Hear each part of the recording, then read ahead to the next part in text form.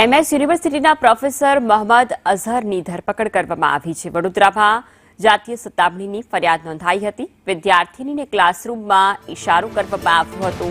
વિદ્યાર્થીની ક્લાસરૂમમાં ન ગઈ તો ઘર સુધી પીછો પણ કરાયો હતો। વિદ્યાર્થીનીને બદનામ કરવાની ધમકી આપતો હતો। જો કે મોહમ્મદ અઝહર જેનું નિવેદન પણ લેવામાં આવ્યું છે।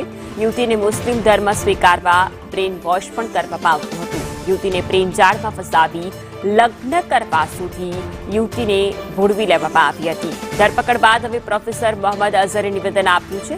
MS યુનિવર્સિટીના પ્રોફેસરનું એક જ રટણ છે કે હું નિર્દોષ છું, મને ફસાવવામાં આવ્યો છે। આવનારા સમયમાં કાયદાકીય રીતે જવાબ આપીશ। કાયદા પર સંપૂર્ણ ભરોસો છે, લડીશું અને જીતીશું। આ સિવાય તેમણે કહ્યું છે કે મારું કામ બાળકનું ભવિષ્ય બનાવવાનું છે।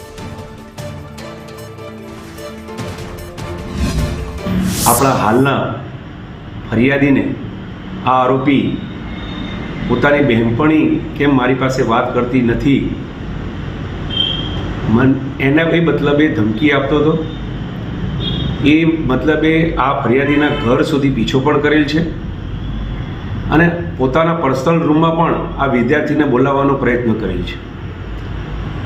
આ મતલબે સયાજીગંજ પોલીસ સ્ટેશને BNSS कलम 78, 352, 351 मुजब गुनो रजिस्टर करेलो है। और मेरा काम है पढ़ना पढ़ाना और बच्चे के भविष्य को बनाना और मैं भारत का एक बहुत जिम्मेदार नागरिक हूँ और जो भी आरोप मेरे ऊपर लगाए जा रहे हैं वो बिल्कुल झूठे हैं और वक्त आने पर वो सारे के सारे आरोप बिल्कुल खारिज होंगे और मैं अपने को बेकसूर साबित करके रहूँगा।